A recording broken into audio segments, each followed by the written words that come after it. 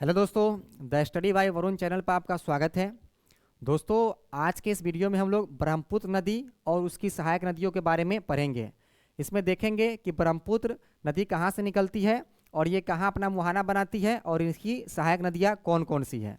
क्योंकि दो वीडियो में हम लोगों ने भारत की नदियों की सीरीज में सिंधु नदी तंत्र और गंगा नदी तंत्र के बारे में पढ़ लिया था, जिसमें हम लोगों ने एक में सिंधु और उसकी सहायक नदियों को देखा था और दूसरे वीडियो में हम लोगों ने गंगा और उसकी सहायक नदियों को देखा था। ठीक है, इस वीडियो में हम लोग ब्रह्मपुत्र और उसकी सहायक नदियों के बारे में पढ़ेंगे।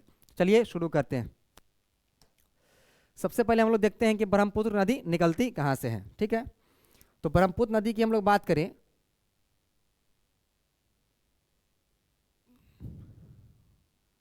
तो ये तिब्बत में, यहाँ पर तिब्बत का क्षेत्र है। ठीक है, चीन का क्षेत्र, तिब्बत में कैलाश पर्वत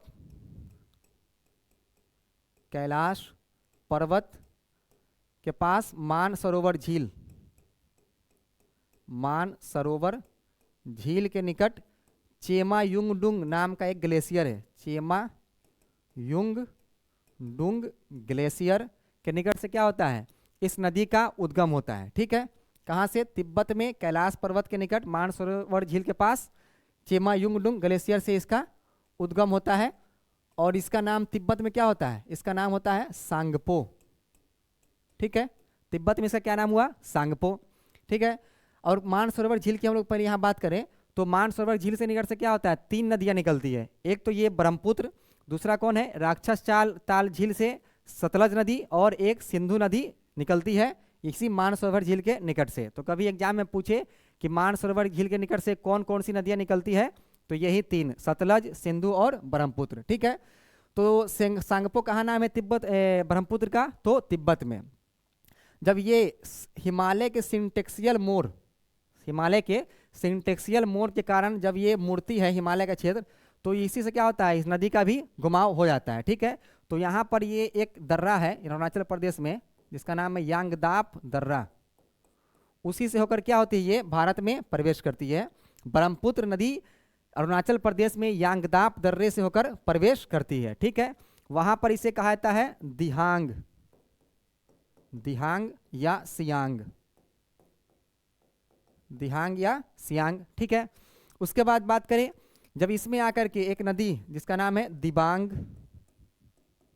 दिबांग और दूसरी लोहित, जिसे खूनी नदी भी कहा जाता है, खूनी नदी लाल मिट्टी से होकर बहने के कारण खूनी नदी, जब ये दोनों नदी मिलती है तब इसका नाम क्या होता है, इसका नाम ब्रह्मपुत्र हो जाता है, ब्रह्मपुत्र। जब दिबांग और लोहित नदी इससे मिलती है तो इसका नाम क्या होता है, ब्रह्मपुत्र। उसके बाद जब आगे बढ़िएगा तो एक नदी यहाँ मिलती है, उसका नाम है सुबनसिरी। ठीक है, उसके बाद जब आगे बढ़िएगा तो यहाँ मिलेगा एक कामेंग। ठीक है, उसके जस्ट बाद यहाँ पर उसका नाम है मानस। उसके बाद देखिएगा यहाँ पर तो है संकोश, जो पश्चिम बंगाल और असम की सीमा बनाती है, संकोश नदी। और यहाँ पर जो सबसे बड़ी नदी इसका मिलती है उसका नाम क्या है, उसका नाम है तिस्ता।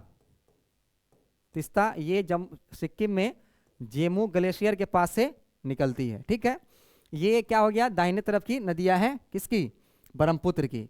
अब नीचे देखिएगा तो नीचे में एक नदी मिलती है यहाँ पर, इसका नाम है धनश्री। ठीक है, उसके बाद मिलती है यहाँ से कपिली, और इसके बाद देखिएगा यहाँ पर तो बराक, सुरमा आदि नदियाँ इसमें आकर के मिलती है। ठीक है, तो ये दाहिने तरफ की नदियाँ और ये ब्रह्मपुत्र की बाएं तरफ की नदियाँ हैं। जब ये बांग्लादेश में प्रवेश करती है, बांग्लादेश में, तो वहाँ पर इसका नाम क्या हो जाता है, इसका नाम हो जाता है जमुना। ब्रह्मपुत्र नदी का नाम क्या होता है, जमुना।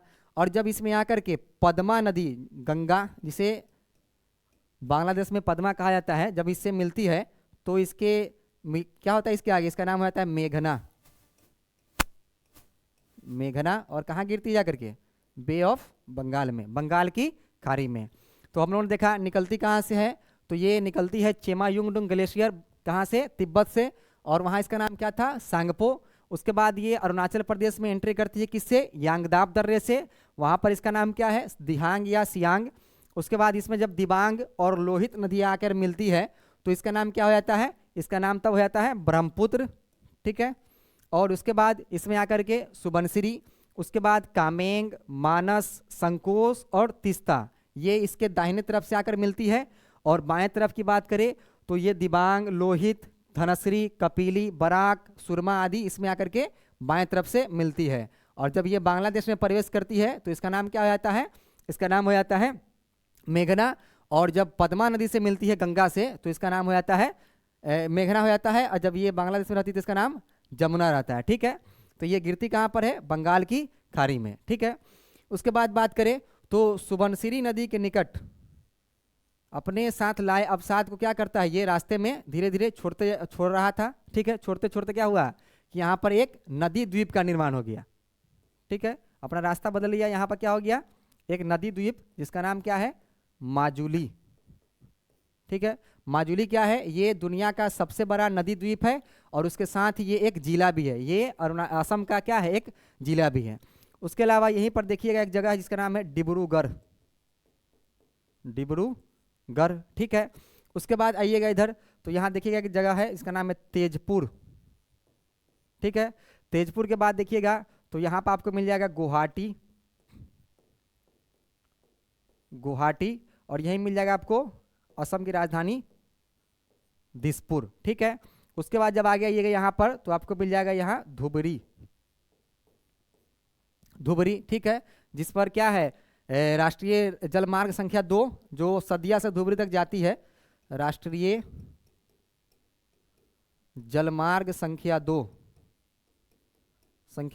जो सदिया से धुबरी, सदिया से धुबरी तक है, वो किस नदी पर है, वो ब्रह्मपुत्र नदी पर है। वो निकलती यहाँ से है सदिया और ये कहाँ तक जाती है, धुबरी तक ये जाती है, ठीक है। उसके बाद हम लोग बात करें तो ये हो गया गुवाहाटी, यहाँ तेजपुर, दिसपुर, ये हो गया। अब हम लोग इसको मैप पर देख लेते हैं। मैप पर देखिए ये निकला कहाँ से, यहाँ सांगपो के नाम से तिब्बत से निकला और ये अरुणाचल प्रदेश में यांगदाब दर्रे से होकर एंट्री किया और ये कहाँ गया, यहाँ पर आकर के बंगाल की खाड़ी में गिर गया, अपना मुहाना बनाया। इसमें जो नदियाँ मिल रही है देखिए यहाँ पर दिबांग, उसके अलावा ये लोहित, ठीक है।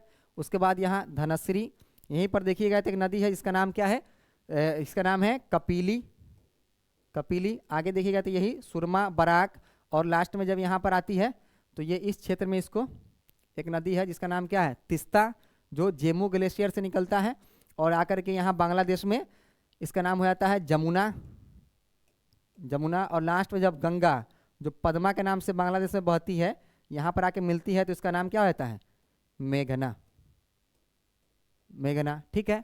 ये आकर कहाँ गिरती है, बे ऑफ बंगाल में। उसके अलावा इस मैप में भी देख सकते हैं यहाँ से निकलता है ये, ठीक है। और ये एंट्री करते करते यहाँ पर हिमालय के सिंटेक्सियल मोड़ के कारण, ठीक है, ये अपना रास्ता बदलती है किधर, भारत की तरफ। और ये आकर के यहाँ पर एक नदी दिबांग यहाँ पर आके इससे मिलती है, ठीक है। उसके अलावा यहाँ पर ये लोहित। उसके बाद देखिएगा जब आगे बढ़िएगा तो आपको यहाँ पर यही सुबनसिरी, यहीं पर देखिएगा तो नदी द्वीप है जिसका नाम है माजुली। उसके बाद आगे आइएगा तो यही आपको मानस है और ये क्या नाम है, कामेंग। उसके अलावा यहाँ पर तीस्ता, ठीक है। और नीचे में देखिए ये बराक, सुरमा, ये सब इसकी सहायक नदियाँ हैं। और आखिरी में क्या होता है, ये पद्मा नदी जब इसमें मिलती है मेघना के नाम से, ये क्या होता है बाद में बंगाल की खाड़ी में जाकर के अपना मुहाना बनाती है, जहाँ पर गंगा और ब्रह्मपुत्र मिलकर दुनिया का सबसे बड़ा डेल्टा का निर्माण करती है, जिसे सुंदरवन का डेल्टा कहा जाता है। तो हम लोगों ने ब्रह्मपुत्र और उसकी सहायक नदियों को देखा है। आगे के वीडियो में हम लोग दक्षिण भारत की नदियों को पढ़ेंगे, गोदावरी, नर्मदा, जो भी दक्षिण भारत की नदियाँ हैं उनके बारे में जानेंगे। बहुत बहुत शुक्रिया।